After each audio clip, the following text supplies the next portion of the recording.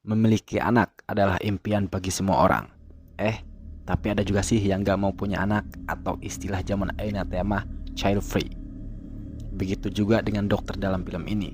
Dokter ini sampai mengadopsi anak karena ingin mempunyai anak.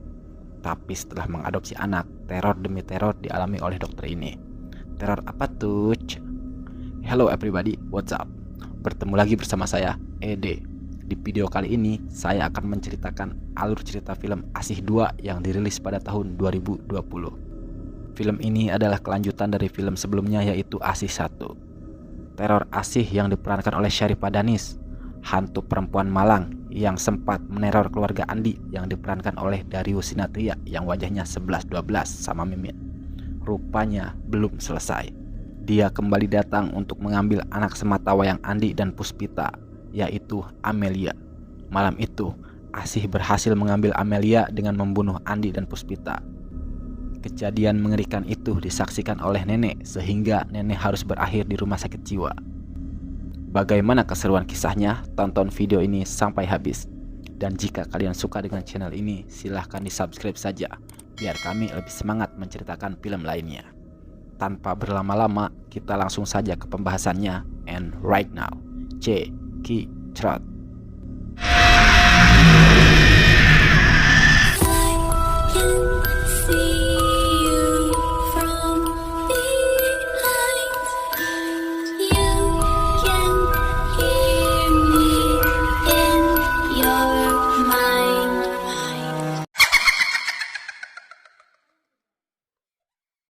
Film ini diawali dengan memperlihatkan suasana di dalam rumah pada malam hari yang berlatar pada tahun 1986. Masih melanjutkan film pertamanya, di film ini hidup Andi, Ita, dan ibunya beserta anaknya sudah tenang tanpa gangguan Asih. Pada suatu malam, tiba-tiba Ita bangun dan nengok ke arah jendela. Andi pun ikut terbangun dan bertanya pada Ita, apakah di luar ada orang? Ita pun menjawab tidak. Maka dari itu, Andi mengajak Ita untuk kembali tidur. Sebelum tidur kembali, Ita ingin menggendong anaknya sebentar. Sementara itu, ibu yang sedang membaca buku mendengar suara seseorang. Dan tiba-tiba padam lampu. Yalah.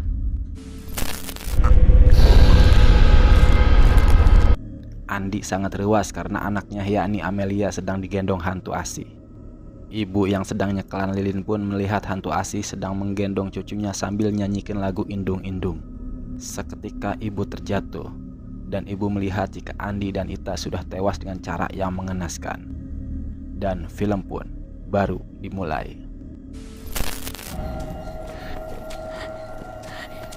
Scene beralih pada seorang anak perempuan berumur 6 tahun yang berlari di hutan seperti sedang dikejar seseorang.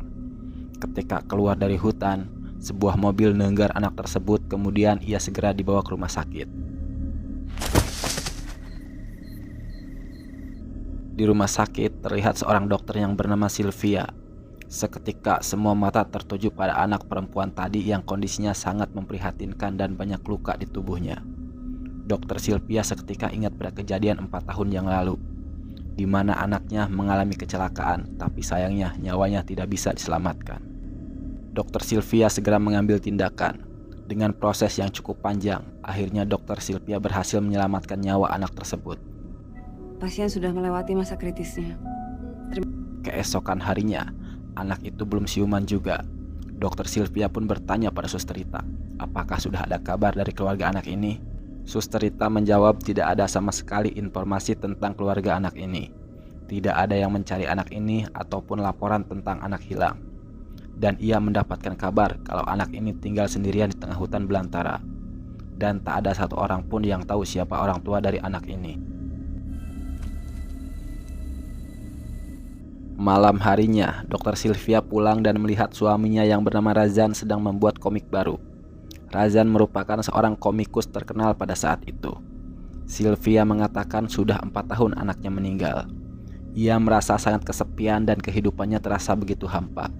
Sylvia pun menceritakan tentang anak perempuan yang berhasil ia selamatkan. Ia sudah pergi ke dinas sosial dan dia tidak menemukan data anak itu ataupun keluarganya. Maka dari itu, ia sudah mengurus semua surat untuk mengadopsi anak itu. Razan pun tidak setuju. Bagaimana jika anak itu masih punya keluarga? Sylvia menjawab tidak mungkin. Mana ada ibu yang membiarkan anaknya tinggal sendirian di hutan belantara. Sylvia pun memohon pada Razan untuk mengizinkannya mengadopsi anak itu. Karena tidak tega, akhirnya Razan mengizinkannya. Keesokan harinya, Sylvia datang ke ruangan anak itu lagi. Sylvia menawarkan anak itu untuk menjadi anaknya. Setelah itu, Sylvia memberi nama pada anak itu yaitu Anna. Walaupun Anna tidak bisa bicara, tapi dia mengerti apa yang diucapkan oleh Dr. Sylvia. Sylvia pun membawa Anna pulang dan mengenalkannya pada Razan. Setelah itu, perhatian Anna tertuju pada sebuah ayunan. Anna lari ke arah ayunan itu dan mereka berdua sangat senang karena ayunan itu ada yang memainkannya lagi. Tidak lama kemudian, tetangganya datang dan menyapa mereka. Mereka adalah Alea dan pengasuhnya yang bernama Maipah. Alea ingin berteman dengan Anna, tapi Anna masih murung dan takut bersosialisasi dengan orang asing. Maipah pun segera mengajak Alea untuk pulang karena sebentar lagi mau maghrib. Mereka pun akhirnya masuk ke dalam rumah. Anna culak-cilek karena baru tinggal di rumah selama 6 tahun. Anna ngoprek perabotan yang ada di rumah itu, tapi Sylvia dan Razan hanya melihatnya saja. Sylvia segera memandikan dan memotong rambut Anna agar terlihat lebih rapi. Tak lama dari itu, Razan memanggil Sylvia karena ada telepon dari rumah sakit. Setelah menerima telepon, Sylvia kembali ke kamar mandi. Ia melihat lampu kamar mandi itu buricak-burinong. Ia juga melihat ada seseorang yang sedang mandi bersama Anna. Setelah dicek, ia hanya melihat Anna seorang diri. Setelah itu, mereka semua terlihat akan dinner. Anna bingung karena ia tidak terbiasa makan memakai sendok dan menjatuhkan sendok itu. Saat Anna mengambil sendok yang terjatuh, ia ngalieu ke arah lemari. Ia langsung mengambil piringnya dan makan di dekat lemari. Dia makan sangat lahap menggunakan tangannya. Sebelum tidur, Anna diceritakan dongeng Ibu Jari oleh Sylvia. Sylvia bercerita jika Ibu Jari adalah ibu dari semua jari yang ada di tangan kita. Dan Ibu Jari selalu melindungi anak-anaknya dengan sekuat tenaga. Sylvia juga berjanji akan terus menjaga Anna apapun yang terjadi. Keesokan harinya, Sylvia kembali bekerja di rumah sakit dan ia akan pulang sekitar pukul 10 malam. Anna langsung menuju ke arah ayunan. Alea menyapa Sylvia dan Maipah seketika terkejut karena ia melihat ada hantu asih di dalam rumah Sylvia. Saat Razan sedang menemani anak main ayunan, Razan mendengar telepon rumahnya berbunyi.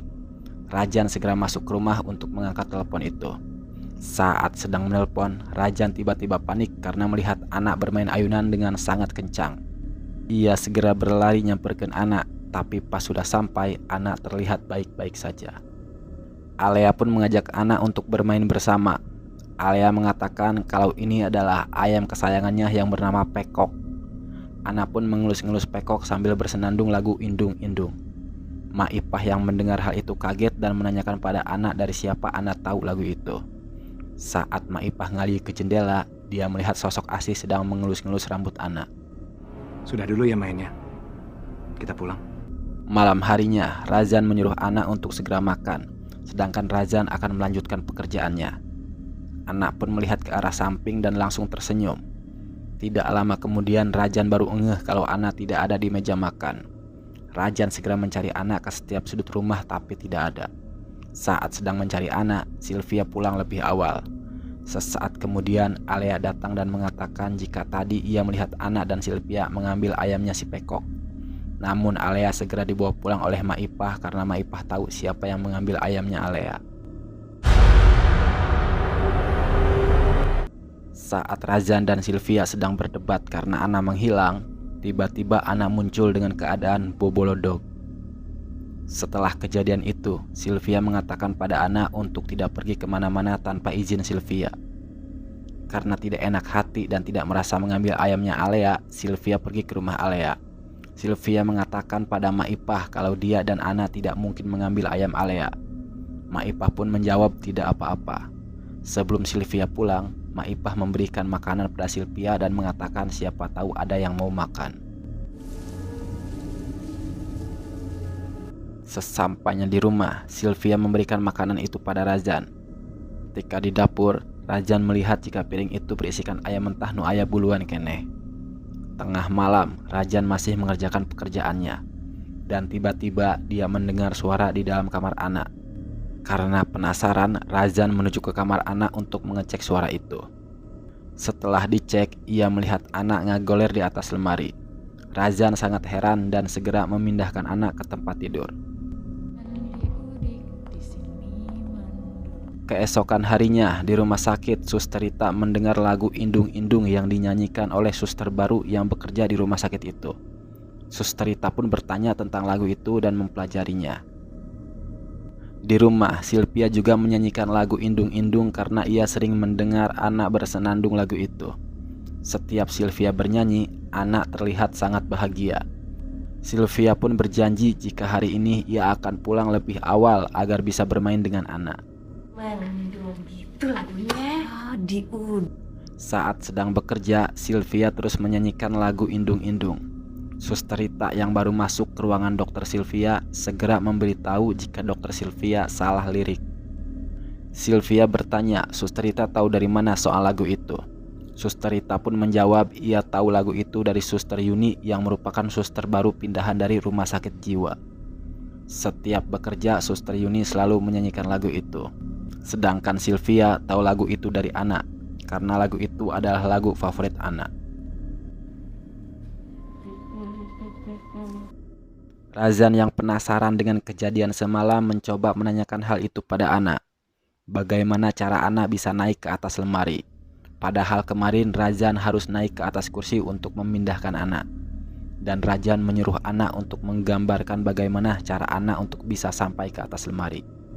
Tidak lama kemudian, Maipah datang ke rumah Razan untuk mengambil piring semalam. Razan segera ke dapur untuk mengambil piring itu. Dan ia melihat jika ayam mentah kemarin sudah habis tak tersisa. Sementara itu, Maipah yang mengetahui keberadaan Asih di rumah ini segera memanggil-manggil nama Asih. Tiba-tiba Razan datang dan mengembalikan piringnya. Setelah itu, Maipah segera pamit pulang. Razan melihat jika anak ketiduran. Dia mengecek hasil yang digambar anak. Betapa ruasnya Razan setelah melihat gambar itu. Terlihat jika anak menggambar sosok perempuan di sampingnya. Tiba-tiba pensil bergerak dengan sendirinya.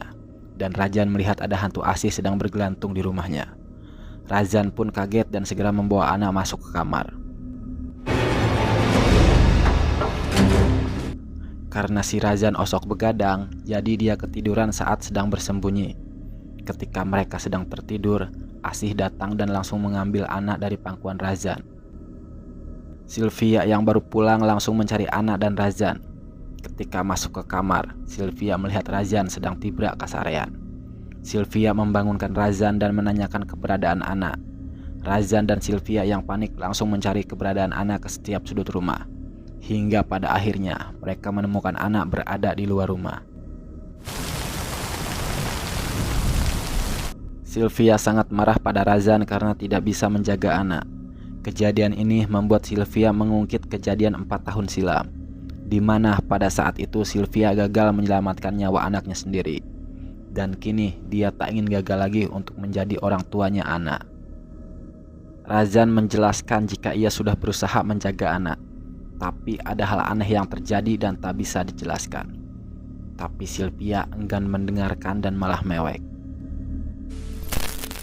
Setelah itu Sylvia memandikan anak, dan ia melihat keran menyala sendiri dan airnya berubah menjadi warna merah. Sylvia segera mendekati keran itu dan begitu dipegang airnya kembali berwarna putih. Dan tiba-tiba Sylvia tisoledat karena ruas kusi Asih, tapi Sylvia merasa kalau dia tigu di belag karena lantainya licin. Sylvia mengatakan kalau malam ini dia akan tidur bersama anak. Dan ketika sedang tidur, Sylvia ngadenge suara bisikan dari belakangnya. Sylvia segera membalikan badannya dan melihat ada hantu Asih sedang mendekap anak. Sylvia yang kasihanan dan erup-erup mencoba bangkit dari tidurnya dan hantu Asih pun menghilang. Sylvia segera membawa anak ke kamarnya dan ia mengatakan pada Razan jika ia melihat perempuan itu. Razan tahu dan ia pernah melihat hantu perempuan itu juga. Sylvia takut jika hantu perempuan itu akan mengambil anak. Razan berusaha menenangkan Sylvia dan berjanji kalau ia tidak akan membiarkan hantu perempuan itu mengambil anak. Keesokan harinya, Suster Rita bertanya pada Suster Yuni dari mana Suster Yuni tahu lagu Indung-Indung. Suster Yuni mengetahui lagu itu dari salah satu pasien rumah sakit jiwa yang sering menyanyikan lagu itu. Dan lirik lagu itu ditulis di buku catatannya. Pasien itu adalah nenek-nenek dan keluarganya tidak tahu ada di mana. Katanya 6 tahun yang lalu cucu nenek itu diculik oleh hantu perempuan. Anak dan menantunya mati secara mengenaskan. Oleh sebab itu, si nenek menjadi gila. Suster Rita segera ke rumah Dokter Sylvia dan ingin memberitahu hal tentang Ana. Ia mengatakan kalau neneknya Ana sekarang dirawat di rumah sakit jiwa karena tidak waras. Ia menjadi tidak waras karena anak dan menantunya meninggal mengenaskan secara misterius dan cucunya diculik oleh hantu perempuan bernama Asih. Sesampainya di rumah sakit jiwa, mereka bertemu dengan nenek itu. Si nenek ketakutan karena melihat hantu Asih. Ia membenturkan kepalanya sendiri ke tembok. Dan nenek itu mengatakan kalau Razan dan Sylvia akan mati. Kamu akan mati. Kamu akan mati. Di perjalanan pulang, mereka terus diganggu hantu Asih. Namun mereka mengabaikannya dan terus melanjutkan perjalanan pulang. Sesampainya di rumah, Sylvia mengatakan jika Ana jangan kemana-mana dan ia akan selalu ada untuk menjaga Ana. Tiba-tiba saja Asih muncul dan langsung menarik Ana. Sylvia yang gercep segera menarik kembali Ana dan terjadilah adegan tarik-tarikan antara hantu dan manusia. Mereka berdua saling berteriak, "Anak saya!"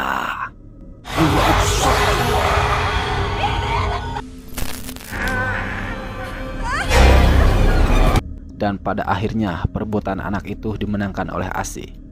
Asih langsung membawa kabur anak dan menghilang. Mereka meminta bantuan warga untuk mencari anak. Ke setiap sudut desa bahkan ke hutan, para warga terus mencari anak tapi tidak ada hasil. Malam harinya, Maipah datang ke rumah mereka. Maipah mengatakan kalau sekarang anak sedang bersama Asih. Maipah menceritakan siapa Asih sebenarnya. 9 tahun yang lalu, perempuan malang itu ditemukan di persimpangan jalan. Perempuan yang datang ke kota untuk merubah nasibnya dan menjadi kebanggaan keluarganya.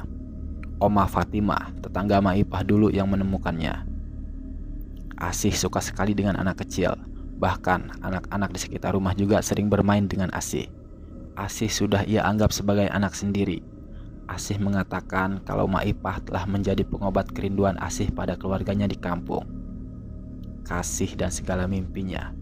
Mimpi yang hilang begitu saja ketika mengenal laki-laki yang telah menghamilinya dan tidak mau bertanggung jawab.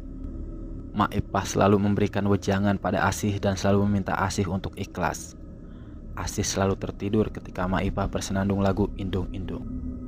Tak ada lagi yang menemaninya. Asih memilih untuk mengakhiri hidup anaknya dan juga dirinya. Asih teh hoyong naon nah. Maipah menanyakan apa kemauan Asih. Maipah meminta Asih untuk menghentikan semua ini. Tiba-tiba Asih muncul di belakang Maipah dan Asih masuk ke tubuh Maipah.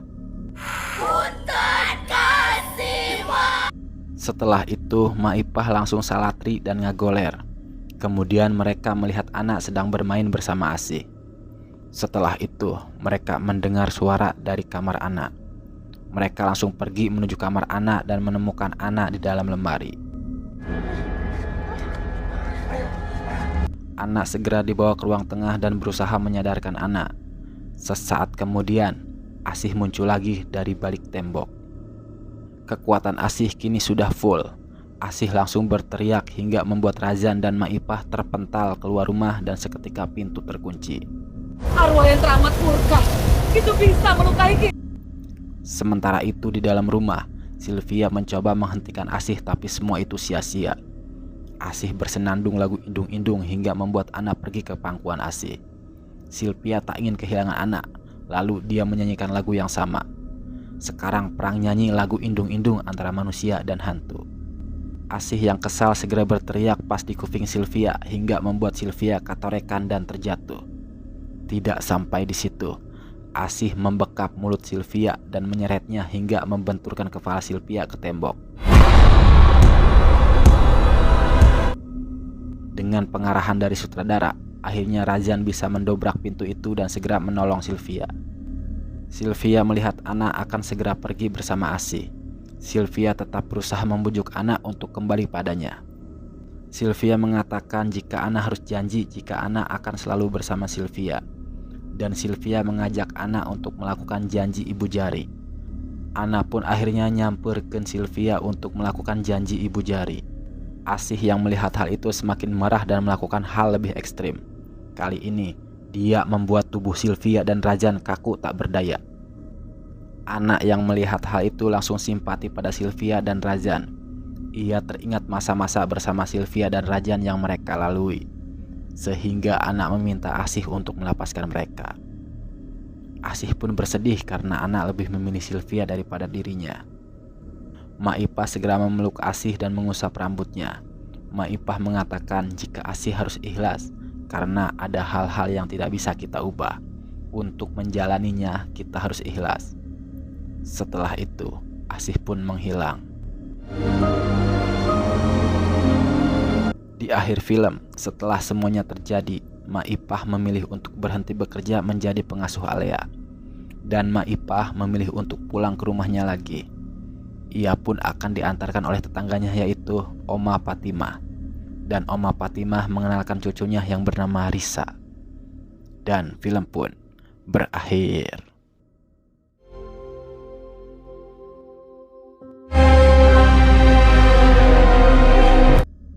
Dan itulah alur cerita film Asih 2. Bagaimana? Seru dan menegangkan sekali bukan? Dr. Sylvia dan Razan memutuskan untuk mengadopsi anak yang selama 6 tahun diasuh oleh hantu Asih. Teror demi teror dialami oleh Sylvia dan Razan setelah mengadopsi anak.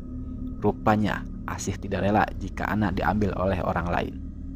Pesan yang bisa kita ambil dari film ini adalah jangan lari-lari di tengah hutan pada malam hari, bisik tenggar mobil. Saya Ede pamit undur diri, salam sehat selalu, sampai jumpa di video selanjutnya, see you and goodbye.